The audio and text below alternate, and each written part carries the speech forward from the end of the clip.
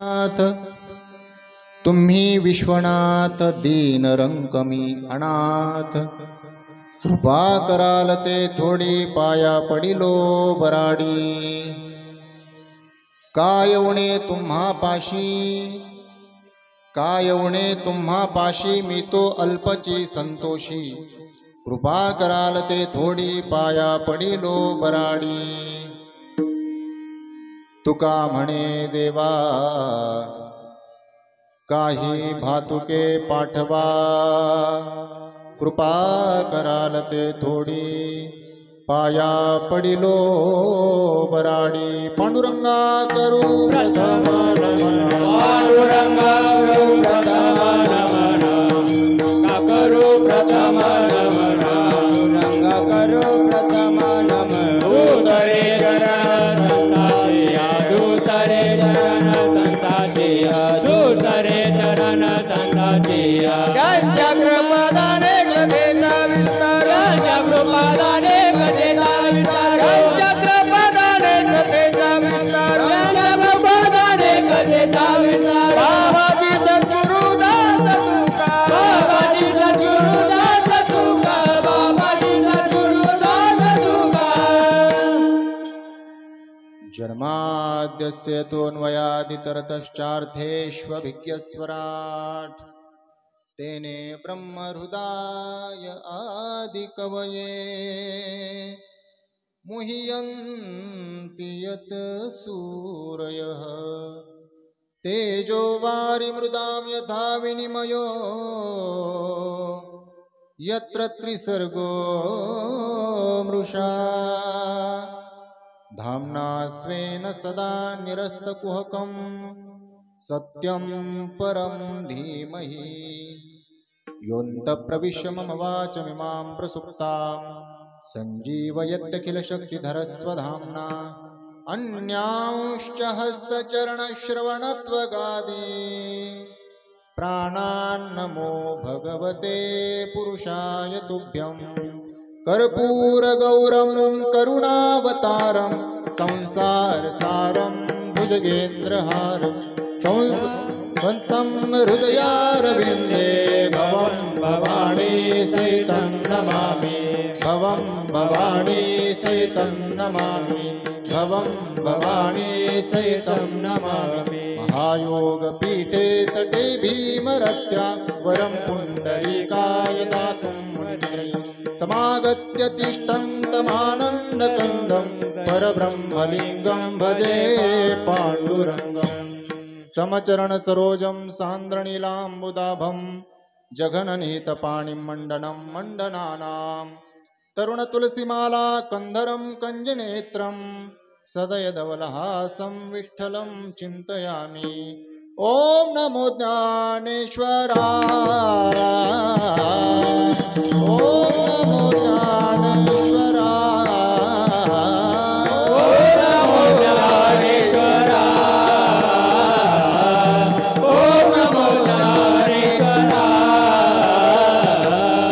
करुणा करा दयाळा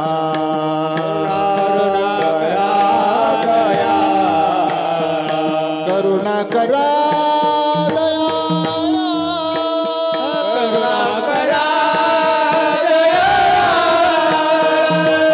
तुमचा अनुग्रह लाधलो तुमचा अनुग्रह लाधलो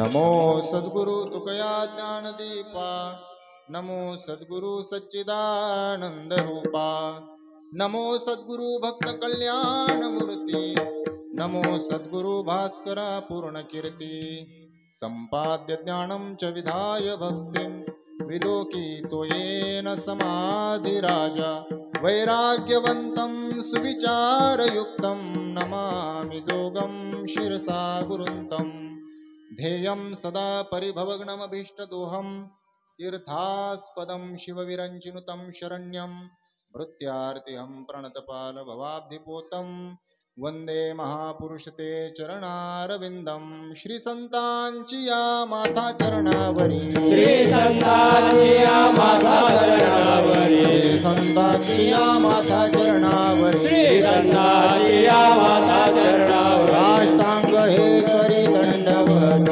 साष्टांग हे करी दंडवत साष्टांग हे करी दंडवत विश्रांती पावलो सांभाळा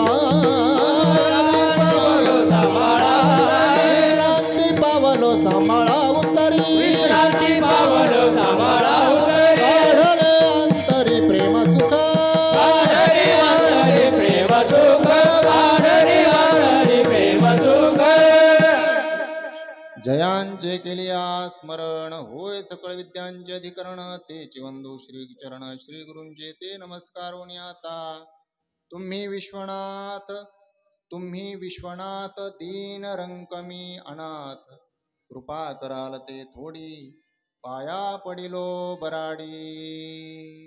प्रस्तुत प्राप्त प्रसंगी प्राप्त स्थळी सेवेसाठी घेतलेला अभंग महान भगवत भक्त संत सम्राट विश्ववंद्य महाराष्ट्र भूषण अनंत कृपा विभूषित अनंत कृपा सिंधू भगवत पूज्यपाद जगदोद्धारक जगद्गुरु श्रीमंत श्री तुकाराम महाराज यांचा 4 चरणाचा अत्यंत महत्त्वाचा आणि या अभंगातून जगद्गुरु श्री संत तुकाराम महाराज विश्वनाथ अर्थात भगवान शिवजींकडे कृपेचं दान आणि प्रेमरूपी खाऊ मागतात. विठ्ठल विठ्ठल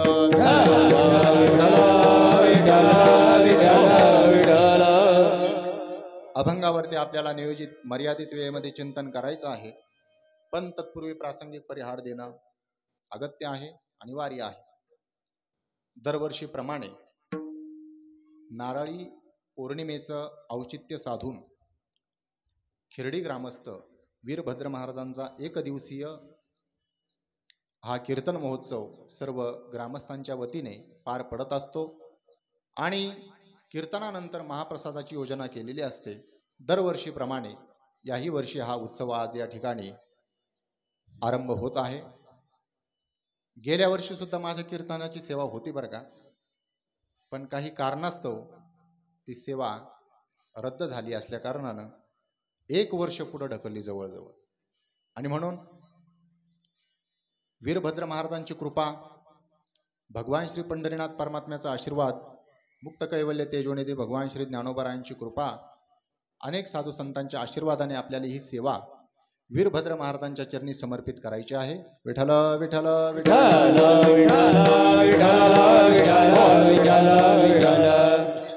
प्रवरा मातेचं पवित्र तीर आहे आणि वीरभद्र महाराजांचा दरबार आहे. आणि वीरभद्र महाराजांच्या सेवेसाठी घेतलेला अभंग जगद्गुरु श्री संत तुकाराम महाराजांचा आहे. आणि तुकाराम महाराजांनी या अभंगातून भगवान महादेवांकडे अर्थात शिवजींकडे अर्थात विश्वनाथांकडे कृपेचं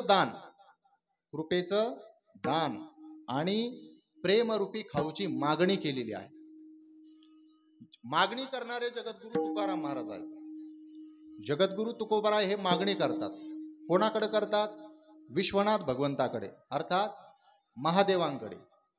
आणि जर तुकोबारायांच्या जीवनाचा आणि तुकोबारायांच्या भक्तितत्वाचा जर आपण विचार केला तर तुकोबाराय हे कोणाचे एकनिष्ठ भक्त आहेत? पांडुरंगाचे एकनिष्ठ भक्त आहेत. जगद्गुरु तुकोबाराय पांडुरंगाचे एकनिष्ठ भक्त आहेत. आणि मग मागणी कोणाकडे करायला पाहिजे? पांडुरंगाकडे करायला पाहिजे. पण तुकोबारायने आजच्या अभंगातून पांडुरंगाकडे मागणी न करता कृपेचं दान आणि प्रेमरूपी खाऊची मागणी महादेवांकडे अर्थात विश्वनाथ भगवंताकडे केलेली आहे. याचं काय कारण? याचं जर थोडं आपण इतिहासाचं जर चिंतन केलं तर दरबारही वीरभद्र महाराजांचा आहे. दुसरा एक प्रश्न असा निर्माण होतो, दरबार तर वीरभद्र महाराजांचा आणि भगवान शिवजीकडे मागणी करणारा अभंग का? याचं कारण असं आहे, वीरभद्र महाराज हे दुसरे तिसरे कोणी नसून भगवान शिव अवतारच आहे. बरोबर की नाही? वीरभद्र महाराजांची जी आरती आहे आपण रोज म्हणतो त्याच्यामध्ये वर्ण आलेलं आहे आणि माझं तेवढंच वाक्यपाठ आहे, वीरभद्रे शिवनामे अवतार वीरभद्र नाम. काय आहे ते म्हणता का कोणी? असो. शिवनामे अवतार वीरभद्र नाम, अर्थात वीरभद्र हे भगवान शिवजीचा अवतार आहे. मग भगवान शिवजींवरती असा कोणता प्रसंग आला की त्यांना वीरभद्रांच्या रूपाने अवतरित व्हावं लागलं? इकडे बघा अण्णा, तात्या इकडे बघा.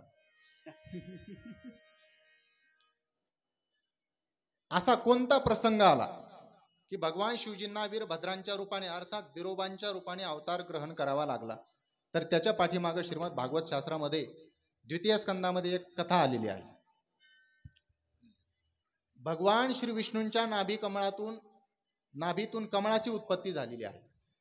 भगवान श्री विष्णू शेषशायी शांताकारं भुजगशयनं पद्मनाभं सुरेशं विश्वाधारं गगनसदृशं मेघवर्णं शुभांगं लक्ष्मीकान्तं कमलनयनं योगिभिर्ध्यानगम्यं वंदे विष्णुं भवभयहरं सर्वलोकैकनाथं. भगवान श्री विष्णूंच्या नाभीतून कशाची उत्पत्ती झाली? कमळाची उत्पत्ती झाली. आणि त्या कमळातून ब्रह्मदेवाची उत्पत्ती झाली. आणि ब्रह्मदेवाला भगवान श्री विष्णूंनी सांगितलं सृष्टीचा विस्तार करा. सृष्टीचा काय करा? विस्तार करा, अर्थात सृष्टीची निर्मिती करा. मग ब्रह्मदेवांनी सर्वप्रथम एक जोडी निर्माण केलेली आहे. तिचंच नाव आहे स्वयंभुव मनू आणि शतरूपा राणी. स्वयंभुव मनू आणि शतरूपा राणी श्रीमद भागवत शास्त्रामध्ये आलेली ही कथा आहे. मग त्या स्वयंभुव मनूला आणि शतरूपा राणीला 5 अपत्य झालेले आहे. 5 त्यापैकी 3 मुली आहेत आणि 2 मुलं आहेत. त्या 2 मुलांचं नाव, एकाचं नाव आहे प्रियव्रत आणि एकाचं नाव आहे उत्तानपाद. त्या 2 मुलांचा आपल्याला थोडा विचार करायचा नाही, पण ज्या 3 मुली त्यांना निर्माण झाल्या, त्यांच्या उदरी आल्या, त्या एका मुलीचं नाव आहे आकुती, दुसऱ्या मुलीचं नाव आहे देवहूती आणि तिसऱ्या मुलीचं नाव आहे प्रसूती. आकुतीचा विवाह रुची प्रजापतींबरोबर झालेला आहे. देवहूतीचा विवाह कर्दम ऋषींच्या बरोबर झालेला आहे आणि प्रसूतीचा विवाह दक्ष प्रजापतींच्या बरोबर झालेला आहे, जे ब्रह्मदेवाचे पुत्र आहेत. आणि त्या प्रसूती मातेचा विवाह की जी स्वयंभुव मनूची पुत्री आहे अर्थात कन्या आहे, तिचा विवाह दक्ष प्रजापतींच्या बरोबर झालेला आहे. आणि दक्ष प्रजापतींना 16 कन्या झालेल्या आहेत. 16 कन्या, त्यापैकी 13 कन्या त्यांनी धर्मराजाला दिलेल्या आहेत. उरल्या किती? 3 उरलेल्या आहेत. एक अग्निदेवतेला दिलेली आहे, एक पितर देवतेला दिलेली आहे. आता किती उरल्या? आता एकच उरली, तिचं नाव आहे सती आणि तीच सती माता भगवान शिवजीला दिलेली आहे. विठ्ठल विठ्ठल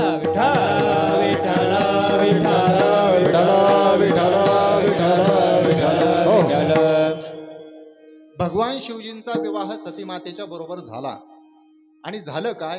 दक्ष प्रजापती हे लोकपाल आहेत. प्रजापती दक्ष हे लोकपाल आहेत आणि ब्रह्मदेवाचे पुत्र आहेत. आता ब्रह्मदेवाचे पुत्र म्हटल्यानंतर आपल्याकडे साधारण जर गावचं जर सरपंच पद आलं किंवा ग्रामपंचायतचं सदस्यत्व पद जर आलं तर तो माणूस रस्त्याने ताट मान करून चालतो, ताट कॉलर करून चालतो. मग तो तर दक्ष प्रजापती आहे, मग त्याला अहंकार येणं साहजिकच आहे. झालं काय? दक्ष प्रजापतीने एक यज्ञ केला.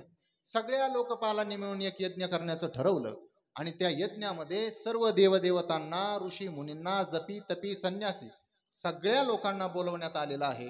आणि त्या ठिकाणी स्वतः ब्रह्मदेवही आहे आणि भगवान शिवजी आहे की जे दक्षाचे कोण आहे? जावई आहे. आणि मग त्या यज्ञामध्ये सूर्यासारखा दैदिप्यमान तेज असणारं दक्ष प्रजापतींचं आगमन झालं. आणि मग आगमन झाल्यानंतर सगळे देवदेवता त्या प्रजापतीच्या तेजाला भुलून, त्या तेजाला प्रभावित होऊन सर्वजण त्यांचा सन्मान करण्यासाठी जागेवर उठून उभे राहिलेले आहेत.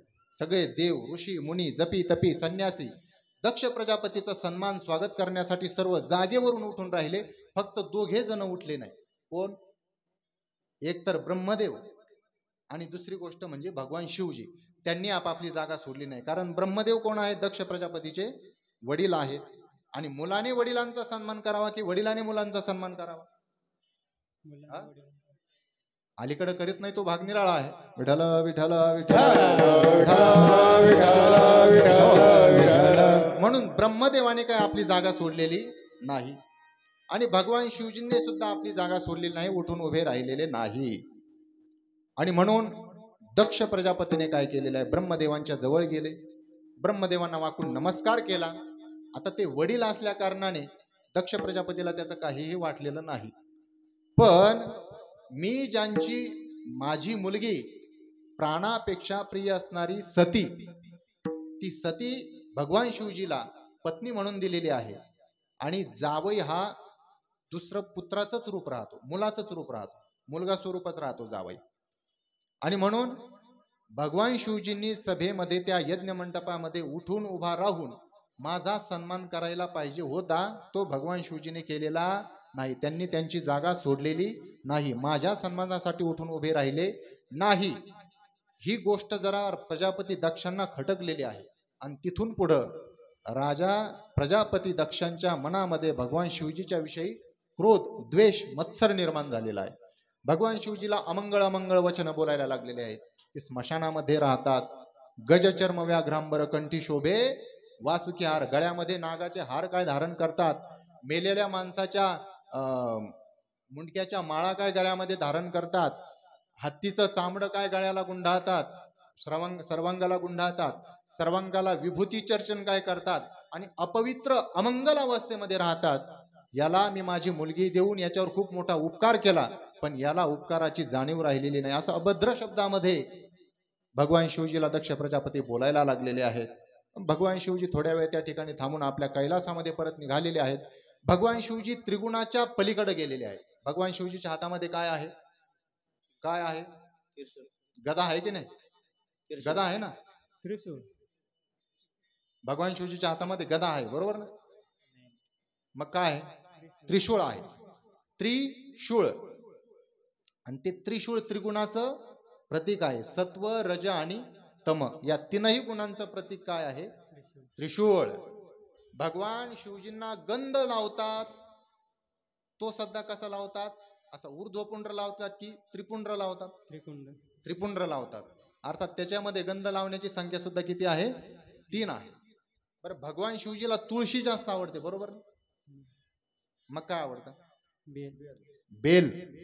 भगवान शिवजीला अतिप्रिय काय आहे? बेलपत्र अतिशय प्रिय आहे. त्या बेलाला किती पानं असतात बरं? 3 पानं. म्हणजे भगवान शिवजीने हातात जो त्रिशूळ धारण केलेला आहे त्याला शूळ किती आहेत? 3 आहे. भगवान शिवजी जो गंध धारण करतात ते सुद्धा किती पुंड्र आहे? त्रिपुंड्र आहे. आणि भगवान शिवजीला अतिप्रिय असणार जे बिल्वदळ त्यालाही पानं किती आहेत? 3. या 3 संख्येचं एक वैशिष्ट्य असं आहे, भगवान शिवजी सत्वगुण, रजोगुण आणि तमोगुण या 3ही गुणाच्या पलीकडे गेलेले आहेत. विठ्ठल विठ्ठल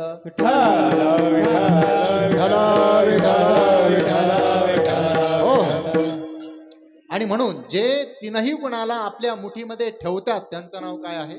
भगवान शिवजी. म्हणून दक्ष प्रजापतीने मान सन्मान केला काय आणि अपमान केला काय त्याचा काहीही फरक भगवान शिवजीला पडत नाही. समजा आपण जर आपल्या सासरवाडीला गेलो, आता आपल्या म्हणजे मला नाही सासरवाडी झाली, पण तुम्हाला त्याचा अनुभव आहे, आणि जर तुमच्या सासू सासऱ्याने जर तुमचा अपमान केला तर तुम्हाला कसं वाटेल बरं? बरं वाटेल ना? बरं वाटेल. हरी महाराज कसं काय वाटतं? हा बघा, सासू सासऱ्याने जर आपला अपमान जर केला, अपमान करणार नाही बरं का, कारण सासूरवाडी म्हणजे जणू काय दुसरा स्वर्गच असं जावायला वाटत राहतं. म्हणून जणू भगवान श्री विष्णू समुद्रामध्ये राहतात आपल्या सासरवाडीला. भगवान विष्णूची सासरवाडी कोणती आहे? समुद्र. कारण लक्ष्मीचा जन्म कुठून झाला? समुद्रातून झाला की नाही? आपण मंगलाष्टक म्हणताना म्हणत असतो ना, लक्ष्मी कौस्तुक पारिजात कसुरा. पुढं असो. लक्ष्मी अर्थात त्या समुद्रातून लक्ष्मी मातेचा जन्म झाला. सांगण्याचं तात्पर्य काय? जर आपण सासरवाडीला गेलो आणि सासरवाडीच्या लोकांनी जर आपला अपमान केला तर आपल्याला ते बरोबर वाटणार, आपल्याला राग आल्याशिवाय राहणार नाही. पण भगवान शिवजींना त्या अपमानाचं मानाचं काहीही वाटलेलं नाही. भगवान शिवजी कैलासामध्ये आले आणि आल्यानंतर इकडं प्रजापतींनी यज्ञावर यज्ञ चालू केलेले आहेत. पार्वती मातेला अर्थात सती मातेला भगवान शिवजींनी काही सांगितलेलं नाही. पण जेव्हा प्रजापती दक्षांनी दुसऱ्या यज्ञाची तयारी केली आणि प्रजापती दक्षांच्या घरी ज्या वेळेला आकाश मार्गाने सर्व देवदेवता, ऋषी, मुनी, गंधर्व, यक्ष, किन्नर सगळे त्या यज्ञाच्या कार्यक्रमासाठी चाललेले असताना कैलासातून सगळे लोक निघालेले आहेत आकाश मार्गाने निघालेले आहेत. आणि सती मातेने बघितलं की सगळे देवदेवता, यक्ष, किन्नर, सगळे साधू संत, ऋषी मुनी आणि त्यांच्यामध्ये चर्चा होत आहे. दक्ष प्रजापतीच्या संबंधाने ते बोलत आहेत. दक्ष प्रजापतीच्या घरी यज्ञ आहे आणि आपल्या सर्वांना त्या यज्ञामध्ये सहभागी होण्यासाठी जायचं आहे. ही चर्चा ज्यावेळेला त्या सती मातेने ऐकली आणि सती मातेने भगवान शिवजीकडे हट्ट धरलेला आहे की माझ्या पित्याच्या घरी यज्ञोत्सव आहे आणि त्या यज्ञोत्सवामध्ये सहभागी व्हायला मला जायचं आहे. त्यावेळेला भगवान शिवजीचा पूर्वकाळ आठवला की एकेकाळी भगवान शिवजींची अपमान दक्ष प्रजापतींनी केलेला आहे. आणि म्हणून भगवान शिवजींनी सांगितलं सती मातेला की सती,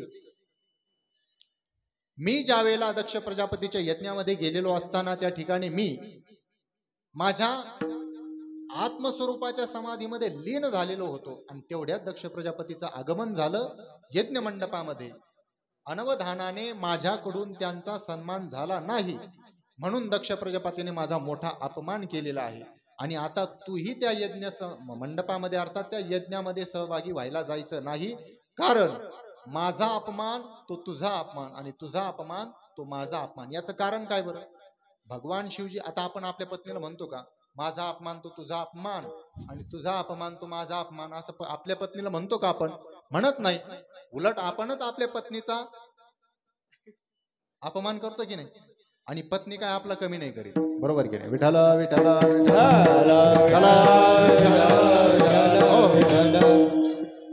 आणि मग भगवान शिवजींनी सती मातेला असं का म्हटलं की माझा जो अपमान तो तुझा अपमान, तुझा जो अपमान तो माझा अपमान? कारण भगवान शिवजींनी सती मातेला आपलं अर्ध अंग मानलेलं होतं, बरोबर की नाही? म्हणून भगवान शिवजीचा अर्ध स्वरूप आणि सती मातेचं अर्ध स्वरूप त्याला काय म्हणतात? अर्धनारी नटेश्वर. नटेश्वर म्हणजे भगवान शिव. भगवान शिवजींना नटेश्वर हे नाव का पडलं?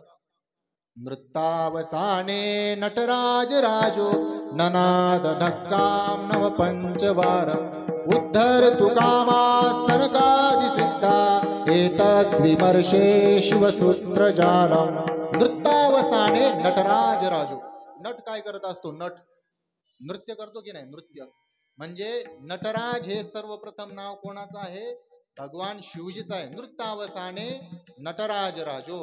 भगवान शिवजी नृत्य करत राहतात. भगवान शिवजींना डमरूच्या तालावर नृत्य करायला आवडतं म्हणून भगवान शिवजींचं नाव आहे नटराज. नृत्य करतात ते नटराज. विठ्ठल विठ्ठल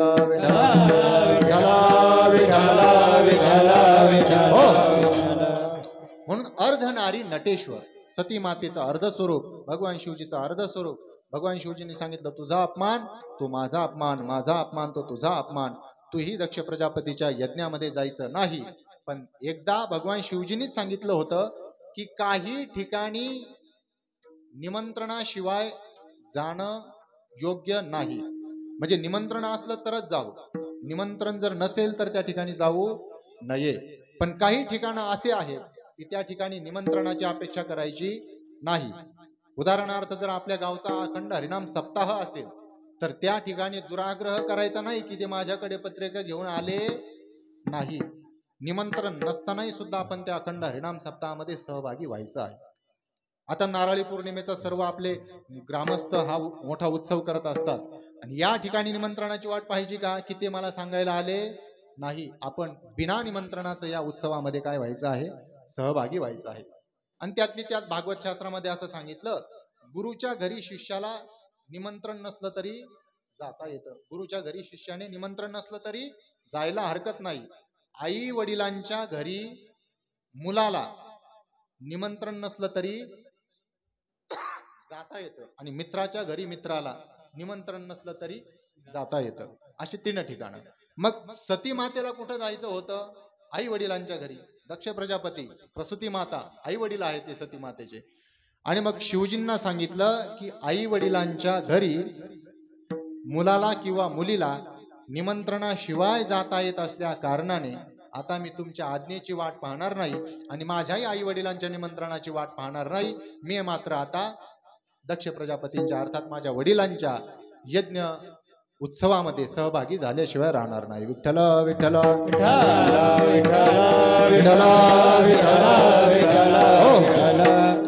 भगवान शिवजींनी बरंच तिला अडवण्याचा प्रयत्न केला की त्या ठिकाणी तुझा अपमान होईल, दक्ष प्रजापती माझा पुन्हा अपमान करतील आणि तो अपमान तुला सहन होणार नाही, तो अपमान तुला सहन होणार नाही आणि तू काही जीवाचं बरं वाकडं करून घेईल असा विश्वास भगवान शिवजींना होता. पण भगवान शिवजी आपल्याला आई वडिलांच्या घरी जाऊ देत नाही. सती मातेला राग आला. रागाने भगवान शिवजीकडे तिने असं बघितलं की जणू काय आता ती आपल्या त्या क्रोधाग्नीने भगवान शिवजींना जाळून टाकते की काय, एवढा भयंकर राग सती मातेला आलेला आहे. आणि सती माता भगवान शिवजीला काहीही न विचारता प्रजापतींकडे निघालेली आहे, दक्षांकडे निघालेली आहे. आणि मग भगवान शिवजींनी आपलं जे वाहन आहे नंदिकेश्वर आणि आपली जी काही भूतप्रेत जी गण आहे त्या गणांना सती मातेच्या बरोबर पाठवलेलं आहे. सती माता दक्ष प्रजापतीच्या यज्ञकुंडामध्ये सहभागी झालेल्या, यज्ञोत्सवामध्ये सहभागी झालेली आहेत. आणि त्या ठिकाणी सती माता आल्यानंतर दक्ष प्रजापतीने आपल्या मुलीकडे पाहिलेलं सुद्धा नाही. फक्त आपली आई असणारी माता प्रसूती आणि सतीच्या बहिणी त्या तेवढ्या धावत आल्या. प्रसूती मातेने सती मातेला आपल्या गळ्याला लावलेला आहे. सगळ्या बहिणी सतीला कडकडून भेटलेल्या आहेत. पण सगळ्यांनी उपहासात्मक बोलायला सुरुवात केली. कोणाबरोबर? सती बरोबर. सती बरोबर उपहासात्मक बोलायला, जरा टोमणे मारायला सुरुवात केलेली आहे. भगवान शिवजींच्या वरून अमंगळ वेश आहे, गळ्यामध्ये सर्पाच्या माळा धारण केलेल्या आहेत, सर्वांगाला विभूती चर्चन केलेलं आहे आणि गजचर्म कमरेला धारण केलेलं आहे. असं अद्वा तद्वा बोलायला लागलेलं आहे. सती मातेला ते काही सहन झालेलं नाही. दक्ष प्रजापतीने सुद्धा सतीचा त्या ठिकाणी भयंकर अपमान केलेला आहे. आणि मग सती मातेला असं वाटलं की भगवान शिवजींनी सांगितलं होतं की तू दक्ष प्रजापतीच्या यज्ञात सहभागी होऊ नकोस, जर तू तिथं गेली तर त्या ठिकाणी तुझा अपमान होण्याची शक्यता आहे. आणि तुझा झालेला अपमान तो कोणाचा असेल? माझा अपमान. माझा अपमान तुला सहन होणार नाही, म्हणून तू जीवाचं काहीतरी बरं वाकडं करशील असं मला भगवान शिवजींनी सांगितलं होतं. पण मी ते ऐकलं नाही आणि या ठिकाणी माझ्या पत्रामध्ये काय पडलं? अपमानच पडलेला आहे. दक्ष प्रजापतीने अपमान केला आणि त्या दक्ष प्रजापतीच्या नावावरून भगवान शिवजी त्या सती मातेला कधी कधी प्रेमाने दाक्षायणी म्हणून हाका मारायचे. काय मारायचे हाका?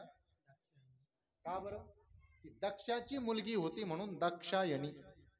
भगवान शिवजी प्रेमाने हाका मारायची सती मातेला. का? सती तर म्हणतच होते, पण तिच्या नावाच्या समोर तिच्या वडिलांचंही नाव आलं म्हणजे कसं सतीला आनंद वाटेल, म्हणून दाक्षायणी हे नाव भगवान शिवजी सती मातेला म्हणत होते.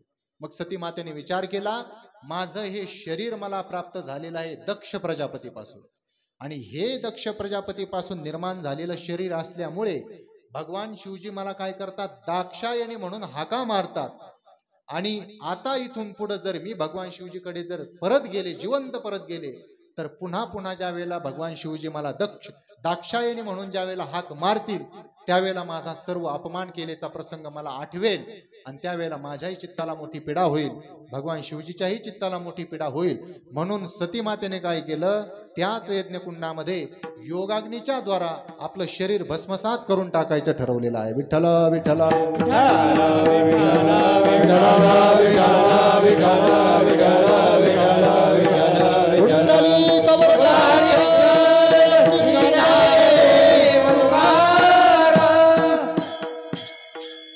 आणि त्या यज्ञ मंडपामध्ये सती मातेचा अपमान झाला आणि सती मातेला तो अपमान सहन झाला नाही. सती मातेने योगाग्नीद्वारा आपलं शरीर भस्मसात केलेलं आहे, भस्मसात केलेलं आहे.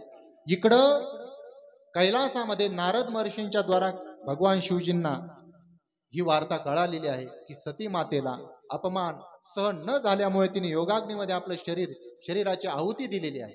आणि जे शरीर राहिलेलं होतं, शरीर सती मातेचं जे शरीर राहिलेलं होतं,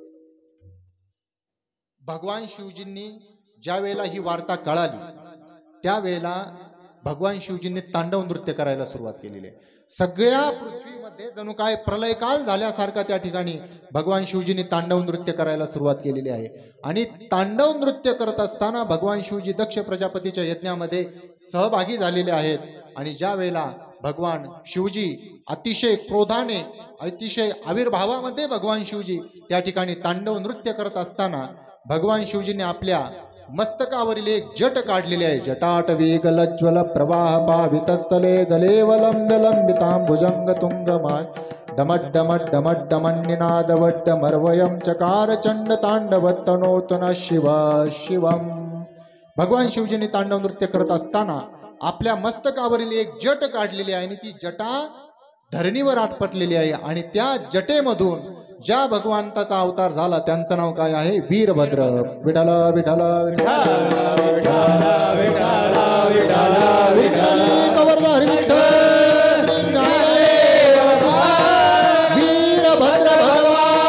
की जय. वीरभद्रांचा अवतार झालेला आहे. वीर आहे, सर्व सामर्थ्य संपन्न, त्याला काय म्हणतात? वीर. आणि भद्र शब्दाचा अर्थ आहे कल्याण. भद्र शब्दाचा अर्थ शास्त्रामध्ये काय सांगितलेला आहे?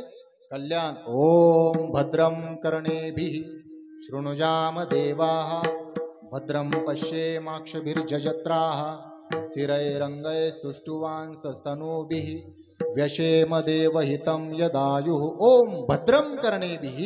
भद्रम शब्दाचा अर्थ काय आहे? कल्याण. आणि म्हणून वीर भद्र संपूर्ण जगताचा कल्याण करण्यासाठी भगवान शिवजींनी जो अवतार धारण केला त्या अवताराचं नाव काय आहे? वीरभद्र. आणि मग ते वीरभद्रांना भागवत शास्त्रामध्ये वर्णन आलेलं आहे. हात किती आहे? हजारो हात आहे. आणि त्या हजारो हातामध्ये वेगवेगळे आयुध भगवान वीरभद्रांनी धारण केलेले आहेत. आणि भगवान ज्या वेळेला वीरभद्र दक्ष प्रजापतीच्या यज्ञामध्ये आलेले आहेत आणि दक्ष प्रजापतीला भयंकर अशा प्रकारचा अहंकार झालेला आहे हे ज्या वेळेला वीरभद्रांना कळालं त्यावेळेला दक्ष प्रजापतीचा शिरच्छेद कोणी केला? वीरभद्रांनी केलेला आहे. विठ्ठल विठ्ठल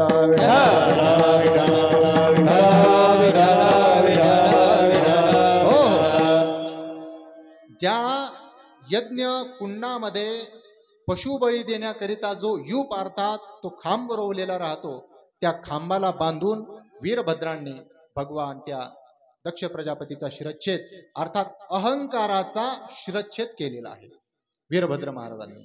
आणि ज्या वेळेला भगवान शिवजी त्या ठिकाणी आले आणि सती मातेचं ते मृत शरीर आपल्या हातामध्ये धारण केलेलं आहे भगवान शिवजींनी. आणि ते मृत शरीर भगवान शिवजी काही केल्या सोडत नाही. भगवान शिवजी त्या मृत शरीराला घेऊन फिरत आहेत.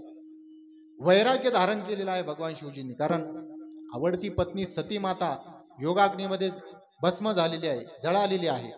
आणि मग भगवान शिवजींना असं विरक्त अवस्थेमध्ये बघून भगवान विष्णूंना असं वाटलं की भगवान शिवजी जर असत विरक्त अवस्थेमध्ये राहिलं तर हे जगताचा कारभार अर्थात हे जगताचे सूत्र व्यवस्थित चालणार नाही. म्हणून भगवान श्री विष्णूंनी सुदर्शन चक्राच्या द्वारा त्या सती मातेच्या एकाच शरीराचे 51 तुकडे केलेले आहेत. किती? 51 तुकडे. आणि ते 51 तुकडे सर्वत्र या पृथ्वीवरती पडलेले आहेत. आणि ते तुकडे तिच्या शरीराचे जे 51 भाग ज्या ज्या ठिकाणी पडले त्या त्या ठिकाणी एक एक शक्तिपीठ असे 51 शक्तिपीठ या पृथ्वी तलावरती निर्माण झालेले आहेत. विठ्ठल विठ्ठल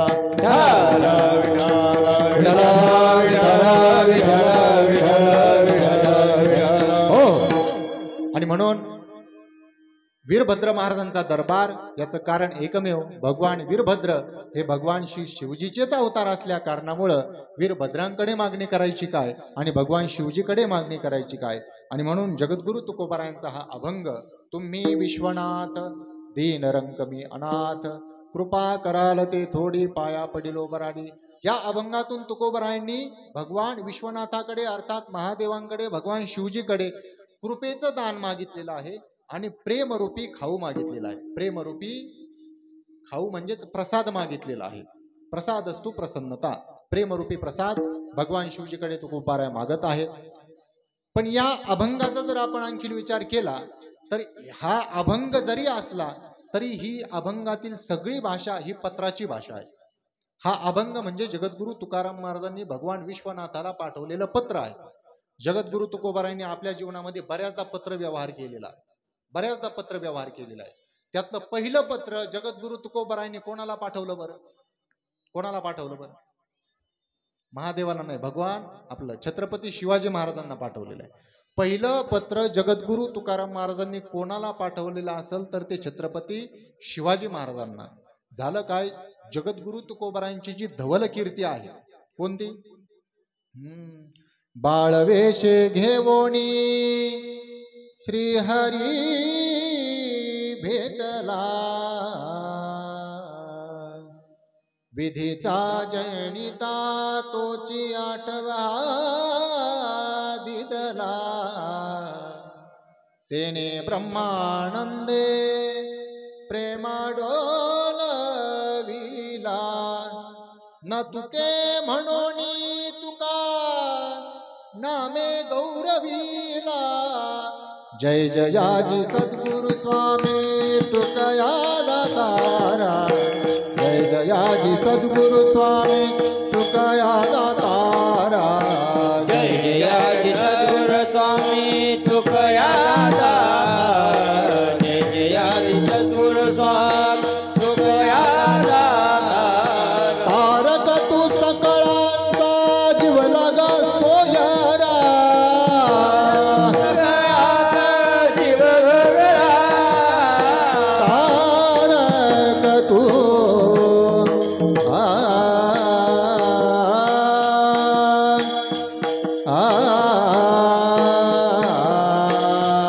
तारक तू सकळांचा जीव लागा सोयरा, जय जयाजी सद्गुरु स्वामी तुकया दातारा, जय जयाजी सद्गुरु स्वामी तुकया दातारा, जय जय सद्गुरु स्वामी तुकया दातार, जय जय सद्गुरु स्वामी तुकया दातार.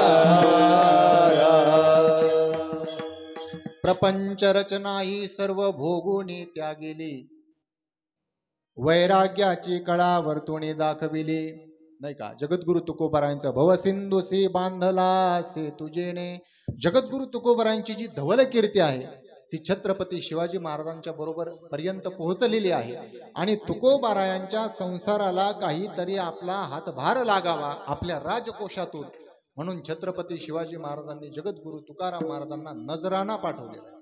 नजराणा पाठवलेला, काय पाठवलेला आहे, छत्र्या पाठवलेल्या आहेत, चामरे पाठवलेले आहेत, घोडे पाठवलेले आहेत, अनेक सोन्या चांदीचे दागिने पाठवलेले आहेत, अनेक सोन्या चांदीच्या मोहरा पाठवलेल्या आहेत.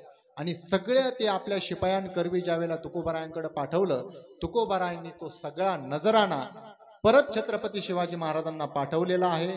आणि त्या नजराण्याबरोबर तुकाराम महाराजांनी शिवाजी महाराजांना 7-8-9 अभंगाचं पत्र लिहिलेलं आहे. त्यातला एक अभंग असा आहे, आम्ही तेने सुखी, आम्ही तेने सुखी, आम्ही तेने सुखी, आम्ही तेने सुखी, म्हणा विठ्ठल विठ्ठल मुखी, म्हणा विठ्ठल विठ्ठल मुखी, तुमचे रविंद्र धन, तुमचे रविंद्र धन, विठ्ठल विठ्ठल मुखी, म्हणा विठ्ठल विठ्ठल मुखी, तुमचे वेरिंद धना, तुमचे वेरिंद धना. तुकोबारायांनी पहिला पत्रव्यवहार छत्रपती शिवाजी महाराजांना केलेला आहे. काय म्हणतात, आम्ही तेने सुखी, म्हणा विठ्ठल विठ्ठल मुखी, तुमच्या सोन्या नाण्याने धनसंपत्तीने आम्ही सुखी होणार नाही. आम्हाला जर सुखी व्हावं असं वाटत असेल, आम्ही जर सुखी, आम्हाला जर तुम्हाला सुखात पाहायचं असेल तर तुम्ही काय करा, म्हणा विठ्ठल विठ्ठल मुखी, तुमचे एर वित्त धन आणि ते मज मृत्तिके समान. तुम्ही जेवढं काही धन दौलत संपत्ती नजराना आम्हाला पाठवला, आमच्या नजरेमध्ये त्याची किंमत काय आहे, ते मज मृत्तिके समान. आम्हाला माती आणि सोना नाणं हे आम्हाला कसं आहे, समान आहे. सोने रुपये अमृत के समान, माणिक पाषाण खडे जैसे, माणिक पाषाण खडे जैसे, सोने रुपये अमृत के समान,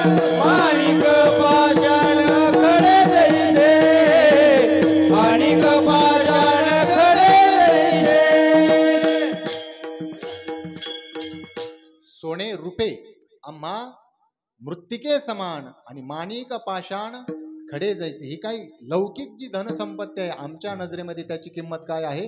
माणिक पाषाण खडे जैसे. जे माणिक नावाचे जे काही अमूल्य किमतीचे रत्न राहतात आमच्या नजरेमध्ये त्याची किंमत काय आहे? खडे. आणि धनसंपत्ती ते मज मृत्तिके समान समलोष्टाश्म कांचन. आणि हेच सांगायचे आता पैसे घेतले जातात. विठ्ठल विठ्ठल विठ्ठल विठ्ठल. आणि म्हणून पहिला पत्र व्यवहार आहे तो जगद्गुरु तुकोबारायांनी छत्रपती शिवाजी महाराजांना केलेला आहे. एकदा देहू मधून काही यात्रेकरू मंडळी तीर्थयात्रेला निघालेले आहेत. त्यांना काशी क्षेत्राला जायचं होतं, गया क्षेत्राला जायचं होतं. आणि मग त्यांनी तुकोबारायांना सांगितलं, तुकोबाराय आम्ही आता काशीला निघालेलो आहोत, काशी करायला, आणि तुम्हाला यायचं का? त्यावेळेला तुकोबारायांनी सांगितलं, बस पंढरीची वारी आहे माझ्या घरी, अनेक न करी तीर्थव्रत. पंढरपूरची महिन्याची वारी राहते, त्यामुळे मी जर तिकडं काशीला आलो तर इकडं माझी काशी होईल. बरोबर की नाही? इकडं वारी चुकेल ना, कारण पंढरीची वारी आहे माझे घरी, अनेक न करी तीर्थव्रत. माझ्या वडिलांची मिरासी गा देवा, तुझी चरण सेवा पांडुरंगा. पंढरीची वारी चुकेल, म्हणून एक करा, मी काही तीर्थयात्रेला येणार नाही, पण मी तुमच्या जवळ काही पत्र देतो, ते पत्र तुम्ही माझे त्या भगवंताला समर्पित करा. तुकोबारायांनी पहिलं पत्र लिहिलेलं आहे. ते पत्र लिहिलेलं आहे, माझे पिंड पदावरी दिला आपुलिया करी, माझे झाले गयावर्जन, झाले फिटले पितरांचे ऋण. हे पत्र घ्या आणि गयेला समर्पित करा. दुसरं पत्र भागीरथी मातेसाठी लिहिलेलं आहे. भागीरथी महादोष निवारिणी सकळ स्वामिनी तीर्थांची ये. भागीरथी अर्थात भागीरथी गंगा, त्या गंगा मातेला तुकोबारायांनी तिसरं पत्र लिहिलेलं आहे, दुसरं पत्र लिहिलेलं आहे. आणि तुकोबारायांनी जे तिसरं पत्र लिहिलेलं आहे ते काशी विश्वनाथांना लिहिलेलं आहे. ते अभंगाचं पहिलं चरण. तुम्ही विश्वनाथ, तुम्ही विश्वनाथ, तुम्ही विश्वनाथ, तुम्ही विश्वनाथ, तुम्ही विश्वनाथ, तुम्ही विश्वनाथ, तुम्ही विश्वनाथ,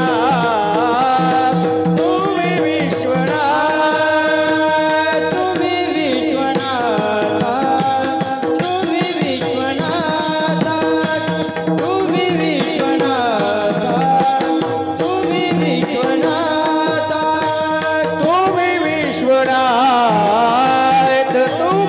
विश्वनाथ, तुम्ही विश्वनाथ, तुम्ही विश्वनाथ.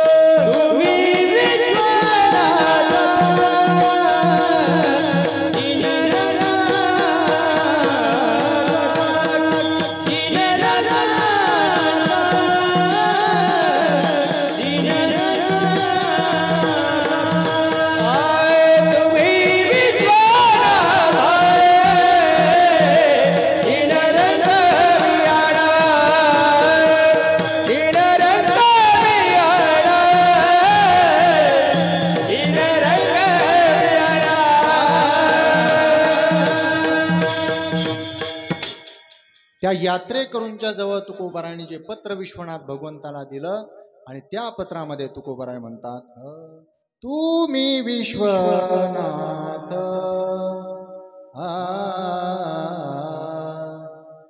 दिनरंग मी अनाथ. तुकोबाराय स्वतःला भगवान शिवजीला, आता आपल्याकडे व्यवहार काय आहे, ज्याला पत्र पाठवायचं असतं त्याला आदरार्थी शब्द वापरायचे असतात. बरोबर की नाही. तीर्थरूप वडिलांस शिर साष्टांग नमस्कार. वडिलांना जर पत्र पाठवायचं असेल तर काय लिहावं लागतं? तीर्थरूप वडिलांना माझा नमस्कार. तसं तुकोबारायने विश्वनाथ भगवंताला म्हणत असताना काय म्हणतात? तुम्ही कोण आहात? विश्वाचे नाथ आहात. आणि माझ्या बाबतीत जर विचार केला तर मी कोण आहे? दीनरंक मी अनाथ, दीनरंक मी अनाथ. मी कोण आहे तर मी दीन आहे, मी रंक आहे आणि मी अनाथ आहे. आता दीन कोणाला म्हणायचं? इंद्रिय ज्याचं ऐकत नाही त्याला दीन म्हणायचं, धावत्या वेगाने बरं का. अनाथ दीन. रंक कोणाला म्हणायचं? जो दास आहे त्याला रंक म्हणायचं. रंक म्हणजे काय? दास्यत्व ज्याने केलेलं आहे त्याला रंक म्हणायचं. आणि अनाथ कोणाला म्हणायचं? ज्याला आपल्याकडे अनाथ कोणाला म्हणतात? ज्याला कोणीच नाही त्याला काय म्हणतात? ज्याचा कोणी नाथ नाही त्याला अनाथ म्हणतात. आणि मग तुकोबाराय स्वतःकडं, तुकोबारायला काय अनाथ होते का हो? तुकोबाराय अनाथ होते का? तसं बघायला गेलं तर आपण सगळेच अनाथ आहोत. अलग लक्षामध्ये आपला कोणीच नाथ नाही. एका पंढरीनाथाशिवाय आपला कोणीच नाथ नाही. पण या संसारामध्ये आपण भलत्याच लोकांना आपलं नाथ मानून बसलेलं आहे. बरोबर का? मला एक खरं सांगा, ज्या वेळेला आपला मृत्यू होतो त्यावेळेला आपल्या बरोबर कोण येतं? बरं कोण येतं? मग आपण सनाथ आहोत की अनाथ आहोत? कोण येत नाही. त्या मृत्यूच्या आणि जन्माच्या जंगलामध्ये आपण त्यावेळेला एकटे पडलेलो राहतो. त्या कर्माच्या आणि अकर्माच्या जंगलामध्ये आपण एकट्यालाच वाटचाल करावी लागते. आणि म्हणून आपण कसे आहोत? अनाथ आहोत. आपला एकच नाथ आहे, तो म्हणजे पंढरीनाथ, काशी विश्वनाथ भगवान, महादेव भगवान. आणि म्हणून तुकोबाराय म्हणतात की या संसारामध्ये माझा कोणी नाथ नाही, म्हणून मी कसा आहे? अनाथ आहे. आणि तुम्ही कोण आहे? विश्वाचे नाथ आहात. आणि ज्या अर्थी तुम्ही विश्वाचे नाथ आहात त्या अर्थी माझे सुद्धा कोण आहात? नाथच आहात. मग तुमच्याकडे एक मागणी आहे. मागणी काय आहे? कृपा कराल ते थोडी, कृपा कराल ते थोडी, कृपा कराल ते थोडी, कृपा कराल ते थोडी, कृपा कराल ते थोडी, कृपा कराल ते थोडी. पाया पडिलो बराडी. म्हणजे मी कोण आहे? दीन रंक अनाथ आणि तुमच्या कृपेचा भुकेला. पाया पडिलो बराडी. बराडी म्हणजे भुकेला. बराडी शब्दाचा अर्थ काय आहे? भुकेला. त्याला बराडी म्हणतात. आणि तुमच्या कृपेचा भुकेला मी दीन रंक अनाथ तुमच्या पाया पडत आहे. काय करा? कृपा कराल ते थोडी. थोडी बहुत माझ्यावरती काय करा? कृपा करा. कदाचित जर तुम्हाला आता वास्तविक पाहता जगद्गुरु तुकोबाराय स्वतःला दीन म्हणतात. दीन रंक मी अनाथ. मग तुकोबाराय खरंच दीन होते का हो? दीन शब्दाचा अर्थ मी काय सांगितला? इंद्रिय ज्याचं ऐकत नाही त्याला काय म्हणतात? दीन. मग आपल्या बाबतीत जर विचार केला, इंद्रिय जे म्हणतात ते आपण करू, बरोबर की नाही? आणि तुकोबारायांच्या बाबतीत जर विचार करायचा जर झाला तर तुकोबाराय जे म्हणतात ते त्यांचे इंद्रिय करतात. तुकोबाराय म्हणतात ना की आम्ही इंद्रियावरती विजय मिळवलेला आहे. इंद्रियावरती काय मिळवलेला आहे? विजय मिळवलेला आहे. इंद्रिय आमच्या स्वाधीन झालेले आहेत आणि आम्ही इंद्रियांचे स्वामी अर्थात मालक झालेलो आहोत.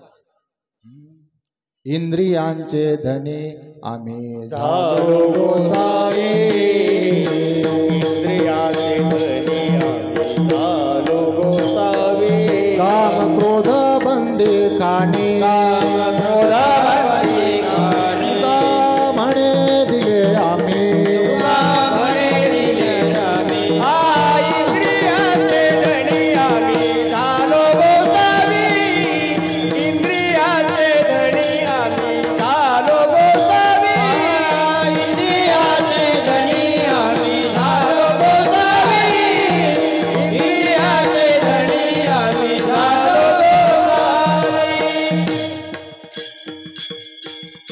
तुकोबाराय म्हणतात काम क्रोध बंदी खाणी, तुका म्हणे दिले आम्ही.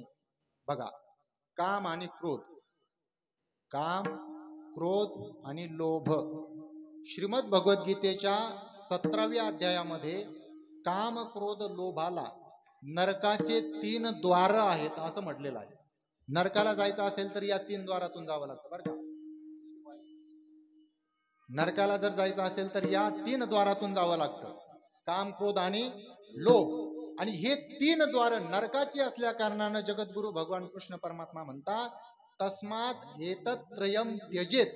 हे 3 नरकाचे द्वार असल्या कारणामुळं काम क्रोध लोभ या 3 विकारांचा काय करा, त्याग करा. तस्मात म्हणून एतत्रयम त्यजेत, या तिन्हींचा त्याग करा, या 3 दोषांचा त्याग करा, काम क्रोध लोभ. आणि मग तुकोबाराय म्हणतात काम क्रोध बंदी खाणी तुका म्हणे दिले आम्ही. ते जे काम क्रोध आहे की ज्या संपूर्ण लोकांना, संपूर्ण जीवसृष्टीला ज्या कामाने आणि ज्या क्रोधाने गांजलेला आहे, अर्थात संपूर्ण जीवांचं या विकारांनी जिना केलेला आहे, त्याच विकारांना आम्ही बंदी खानामध्ये टाकलेला आहे तुकोबाराय म्हणतात.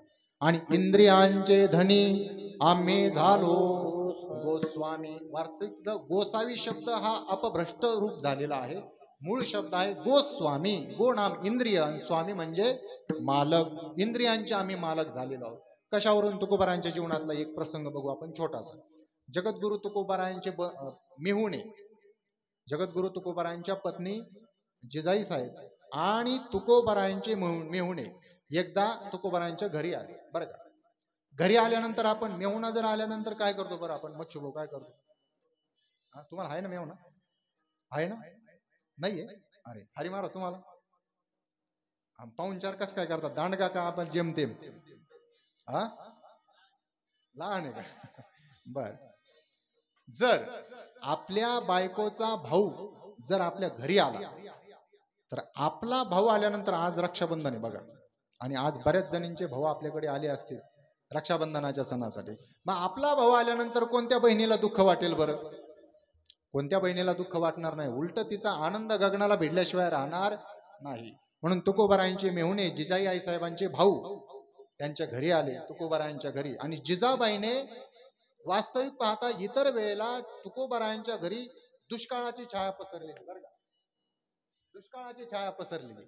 पण ज्या वेळेला जिजाबाईंचे बंधू आले त्यावेळेला तुकोबारायांना सांगितलं जिजाबाईंनी की आज माझे बंधू आलेले आहे आणि पंचपक्वान्नाचा स्वयंपाक मी माझ्या भाऊला करून खाऊ घालणार आहे. ठीक आहे, भाऊ आले, पाहुणे आले, पाहुणे आल्यानंतर पाहुणचार करावा असा आपला नियम आहे संस्कृतीचा, कर, हरकत नाही.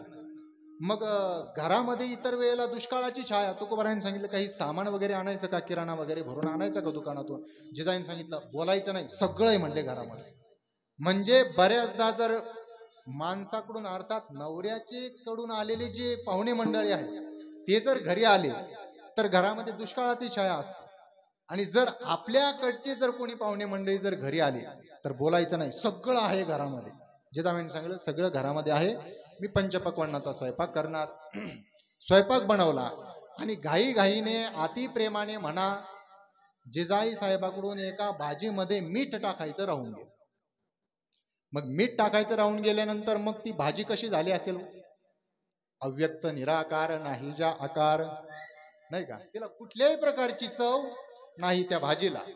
आणि मग तुकोबाराय त्या ठिकाणी बसलेले आहेत, तुकोबारायांचं नामस्मरण चालू आहे आणि जिजाईंचे बंधू पण त्या ठिकाणी बसलेले आहेत. स्वयंपाक तयार झाला, भाजीमध्ये मीठ नाही, हे दोघंही जेवायला बसलेले आहेत.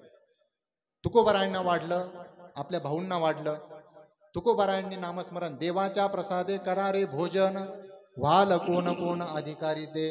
तुकोबारायांनी भगवंताचं नामस्मरण करत करत जेवायला सुरुवात केलेली आहे. आणि तुकोबारायांचे मेहुणे जिजाईंचे बंधू त्यांनी सुद्धा जेवायला सुरुवात केली. पण तुकोबारायांनी मात्र एका पाठोपाठ घास घ्यायला सुरुवात केली आणि जिजाबाईंचे बंधू मात्र चाखत माखत जेवायला, कारण भाजीलाच चव नाही, कारण मीठच नाही ना त्याच्यामध्ये. आणि मग तुकोबारायांचं जेवण झालं आणि झाल्यानंतर तुकोबारायांनी आपला विणा उचलला, चिपळी उचलली आणि भजन करायला डोंगरावर निघून गेले. आणि मग याला असं वाटलं की आपले मेहुणे अर्थात तुकोबाराय काही म्हणत नाही की भाजीत मीठ नाही वगैरे, मग आपण तरी कसं म्हणायचं? आणि आपल्या घरी ज्या वेळेला पाहुणे आल्यानंतर आपल्या घरचा एक माणूस पंक्तीला बसवला जातो, कशासाठी? जेवणामध्ये जर काही कमी जास्तपणा असेल तर ते आपल्या घरच्या माणसाने आपल्याला सांगता येतं, बरोबर आहे. पाहुण्या माणसाला सांगायला जरा संकोच वाटेल, म्हणून घरचा माणूस पंक्तीला बसवल्या जातो. अलग लक्षात. आणि म्हणून जिजाबाईंचे बंधू एका चाकत माकत जेवायला लागले. तुकोबाराय उठून गेल्यानंतर मग आता आपलीच बहीण आहे, सांगायला काही हरकत नाही. त्यांनी सांगितलं, अगं भाजीमध्ये मीठच नाही म्हटले. आणि मग जिजाईला असं वाटलं की मी तुकोबारायला कशासाठी जेवायला बसवलेलं होतं या ठिकाणी, की भाजीमध्ये जर स्वयंपाकामध्ये काही कमी जास्तपणा झाला असेल तर सांगण्यासाठी. पण तुकोबारायने एका पाठोपाठ जेवण केलं आणि टाळ चिप्या उचलून भजनाला निघून गेले. मग जिजाईंना जरा तुकोबारायांचा राग, आणि तुकोबाराय संध्याकाळी भजन करून घरी आले. आणि आल्यानंतर जिजाईंनी तुकोबारायांचा हात धरला. हात धरल्यानंतर त्यांनी पहिलं वाक्य उच्चारलं, काही कळतं का नाही म्हटले तुम्हाला. जिजाई साहेब तुकोबारायला काय म्हणल्या, तुम्हाला काही कळतं की नाही. तुकोबाराय म्हटले, गाथ्यात आणि ज्ञानेश्वरीमध्ये जेवढं आहे तेवढं कळतं म्हटलं. नाही का, काय तुमचं तर नेहमी असंच राहतं म्हणे, उडाउडीची उत्तरं देता म्हणे, असंच बोलतात ना घरच्या. हा ना, विठ्ठला विठ्ठला विठ्ठला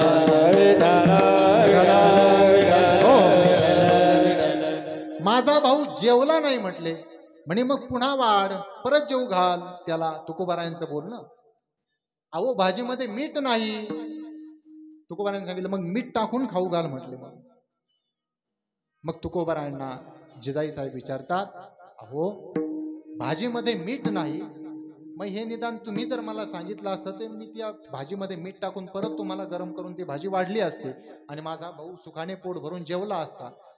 पण तुम्ही मला भाजीत मीठ का नाही हे का सांगितलेलं नाही. त्यावेळेला तुकोबाराय म्हणतात, आता सामान्य विषय जर आम्ही आमच्या जिभेने उपभोग करायला लागलो, सामान्य जेवणाची चव आता आम्हाला लागत नाही. भाजीमध्ये मीठ असलं काय आणि भाजीमध्ये मीठ नसलं काय, आम्हाला त्याची चव कळत नाही. कारण आमची जी रसना आहे, आपल्याला चव कशाने कळते, जिभेने कळते की नाही. आणि जी आमची जी जीभ आहे ती परमामृताने ओली झालेली आहे. परमामृते जिव्हा ओलावली. आणि तुकोबाराय सांगतात की भगवान परमात्म्याच्या नामरूपी अमृताने आमची जिव्हा ओलावली असल्यामुळे श्रेष्ठामृताने ओलावलेली जिव्हा तिला सामान्य विषयाची चव कळेल का हो, नाही. मग तुकोबाराय म्हणतात, माझी मज झाली अनावर वाचा, माझी मज झाली अनावर वाचा, माझी मज झाली अनावर वाचा, माझी मज झाली अनावर वाचा, माझी मज झाली अनावर वाचा, माझी मज झाली अनावर वाचा, माझी मज झाली अनावर वाचा, माझी मज झाली अनावर वाचा. चंदया नामाचा घेतला से, चंदया नामाचा घेतला से, माझी मज झाली अनावर वाचा, माझी मज झाली अनावर वाचा, माझी मज झाली अनावर वाचा, माझी मज झाली अनावर वाचा, माझी मज झाली अनावर वाचा, माझी मज झाली अनावर वाचा, माझी मज झाली अनावर वाचा, माझी मज झाली अनावर वाचा. तुकोबाराय म्हणतात, काय खातो आम्ही कासया सांगावे, माझी मज झाली अनावर वाचा, छंद या नामाचा घेतला असे. सामान्य विषयाची चव आता आम्हाला कळत नाही. आणि जर आपल्या बाबतीत जर असं घडलं असतं तर आपण काय 4-2 धुतलेले शब्द वापरले असते की नाही, आपल्या पत्नीला शुद्ध शब्द वापरले असते की नाही. आपल्या शुद्ध शब्द म्हणजे तुमच्या लक्षात आलं ना, शुद्ध शब्द आहे का नाही. षष्टीचा प्रयोग त्याला शास्त्रात म्हणतात. षष्टीचा प्रयोग म्हणजे षष्टीचाच प्रयोग, चाची.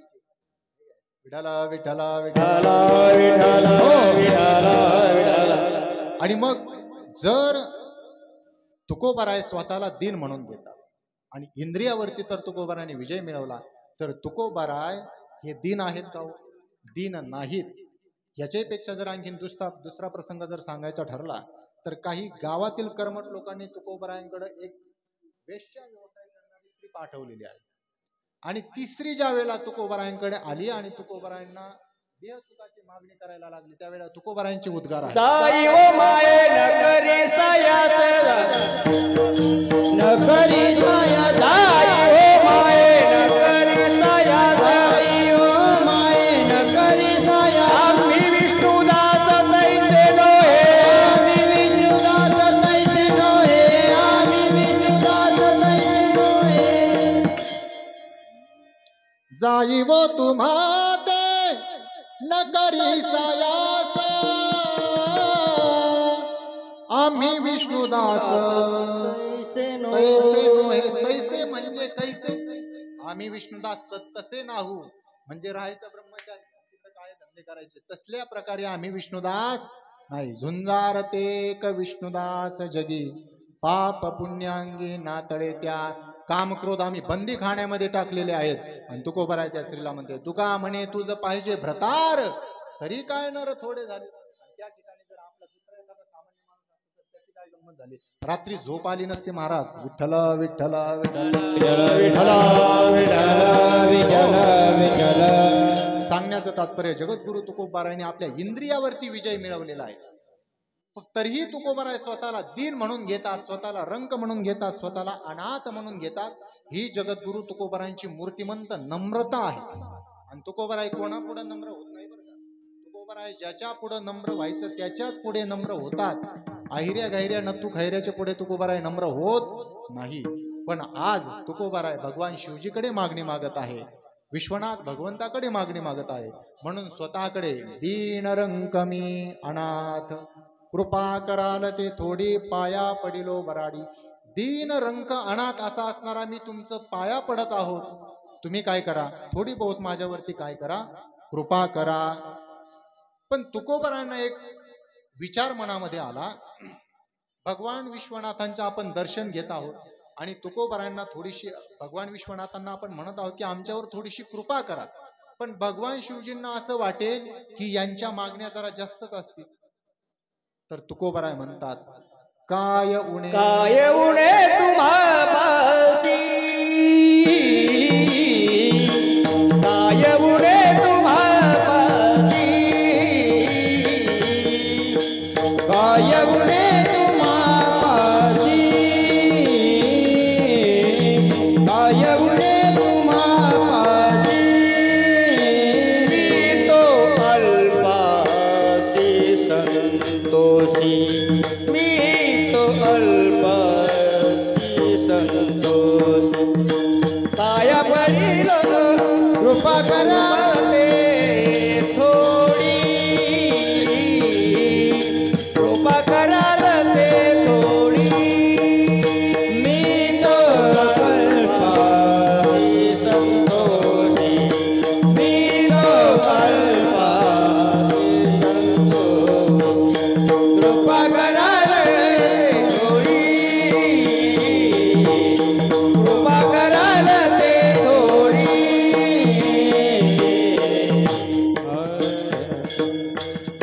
तुकोबराय म्हणतात, तुम्हाला जरी असं वाटत असलं की आमच्या मागण्या जास्त असतील, पण आमच्या काही मागण्या नाही. आणि जरी आमच्या मागण्या जास्त असल्या तरी तुम्ही काय साधारण थोडे आहे.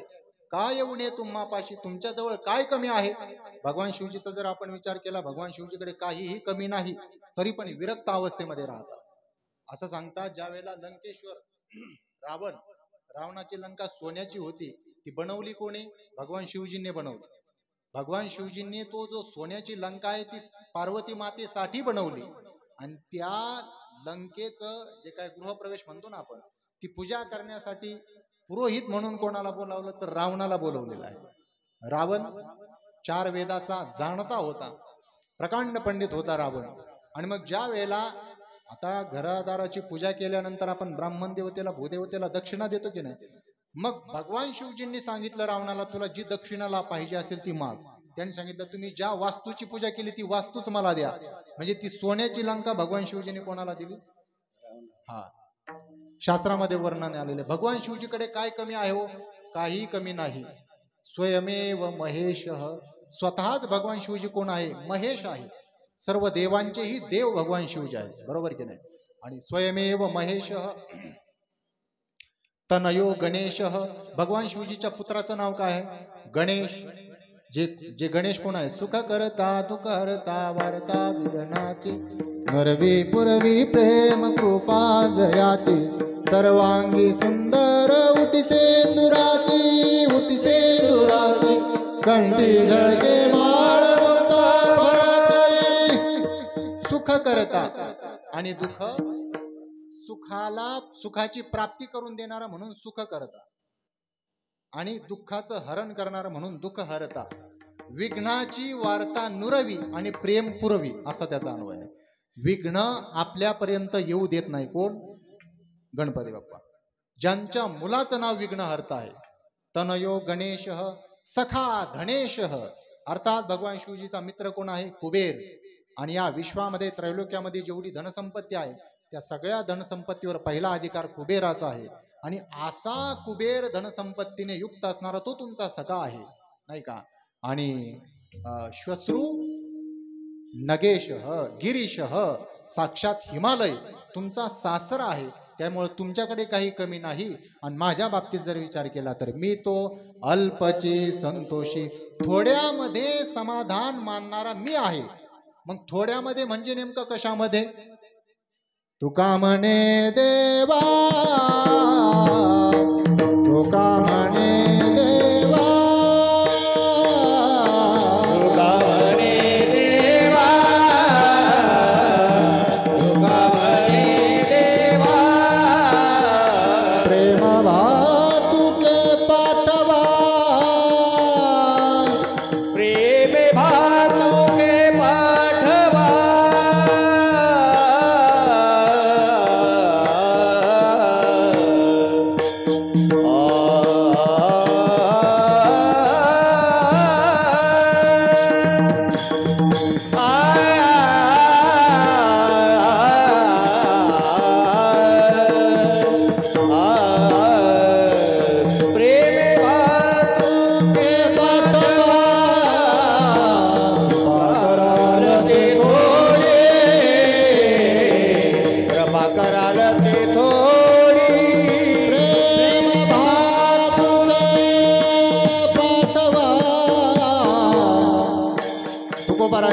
भगवान शिवजींकडे.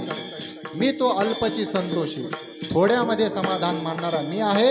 एक तर तुम्ही माझ्यावरती कृपा करा आणि माझ्यासाठी या यात्रेकरूंच्या जवळ प्रेमरूपी अर्थात तुमची भक्तिरूपी प्रसाद, भक्तिरूपी खाऊ तुम्ही माझ्यापर्यंत पोहोच करा. प्रेम भातुके पाठवा,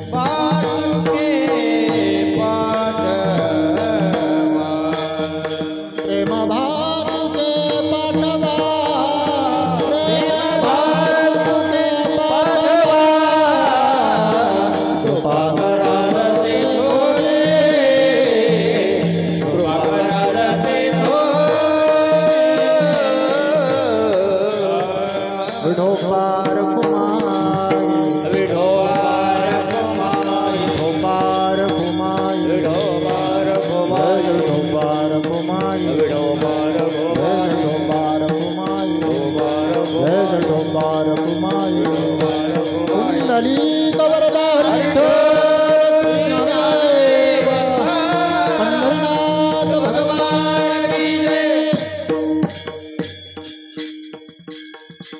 तुम्ही विश्वनाथ दीनरंकमी अनाथ कृपा कराल ते थोडे पाया पडिलो बराडी का येऊने तुम्हा पाशी मी तो अल्पची संतोषी तुका म्हणे देवा प्रेम भातुके पाठवा तुकोबरा. या अभंगातून भगवान शिवजीला पत्र पाठवतात आणि त्या पत्रामध्ये अशी भाषा आहे तुकोबरांची. मी दीन आहे, रंक आहे, अनाथ आहे, मी तुमच्या पाया पडत आहे, तुम्हाला शरण आलेलो आहे, माझ्यावर थोडीशी कृपा करा. तुमच्याजवळ काहीही कमी नाही आणि मी तर मात्र थोड्याशामध्ये समाधान मानणार आहे. मी तो अल्पची संतोषी. तुकोबाराय शेवटच्या कडव्यामध्ये मागणं मागतात. तुकोबाराय म्हणतात तुका म्हणे देवा काही भातुके पाठवा. पण काही भातुके पाठवा म्हणजे काय तर प्रेम भातुके पाठवा, आहे का नाही. मज भीक काही देवा प्रेम भातुके पाठवा. ठाकलोसे द्वारी उभा याचक भिकारी मज भीक काही देवा प्रेम भातुके पाठवा. तुकोबारायांना कोणतं खेळणं पाहिजे हो, कोणता खाऊ पाहिजे तर प्रेमरूपी जगद्गुरु तुकोबारायांना भगवंताच्या भक्तीची भूक आहे. म्हणून तुका म्हणे देवा प्रेम भातुके पाठवा. झालेली जी काही या अभंगावरती थोडीशी चिंतन सेवा आहे ती अखिल कोट ब्रह्मांड नायक भगवान श्री पंढरीनाथ परमात्म्याच्या चरणी समर्पित करतो. आपल्या सर्वांचं आराध्य दैवत श्रद्धास्थान वीरभद्र महाराजांच्या शिवावतार श्री वीरभद्र महाराजांच्या चरणी समर्पित करतो. मुक्त कैवल्य तेजोनिधी भगवान श्री ज्ञानोबाराय वैराग्य रागरसिक जगद्गुरु श्री तुकोबाराय आदी करून सकल संत मांदी आईच्या चरणी ही कीर्तन रूपी वाक पुष्पांजली समर्पित करतो. माझ्या वाणीला विराम देतो. या ठिकाणी या कार्यक्रमाला ज्यांची उपस्थिती आहे ते आमचे आदरणीय हरिभक्तपरायण मृदंगाचार्य हरी महाराज पिसाळ, त्याचप्रमाणे आपली सर्व वांगीकर ग्रामस्थ भजनी मंडळ, त्याचप्रमाणे हरी महाराजांचे वडील असतील, चैनूभाऊ असतील, तात्या असतील, बाबा असतील, अरुण काका असतील, इकडे सगळे मच्छू भाऊ असतील, बाबा असतील, आपलं काय नाव आणि आसुरभाऊ पेटी मास्तर आणि आपले तरुण सगळे, आणि माझा आवाज तुमच्यापर्यंत पोहोचवण्याची ज्यांनी अति उत्तमोत्तम सेवा केली ते आमचे आदरणीय हरिभक्तपरायण माऊली कृपा मंडप साऊंड सिस्टीम आदरणीय नानाभाऊ कोळेकर, त्यांनाही खूप खूप धन्यवाद. आणि झालेली ही कीर्तनरूपी पुनश्च सेवा भगवान श्री पंढरीनाथाच्या चरणी समर्पित आणि वाणीला विराम. ज्ञानेश्वर माऊली ज्ञानराज माऊली ज्ञानेश्वर माऊली ज्ञानराज माऊली माऊली ज्ञानेश्वर माऊली ज्ञानराज माऊली ज्ञानेश्वर माऊली ज्ञानराज माऊली.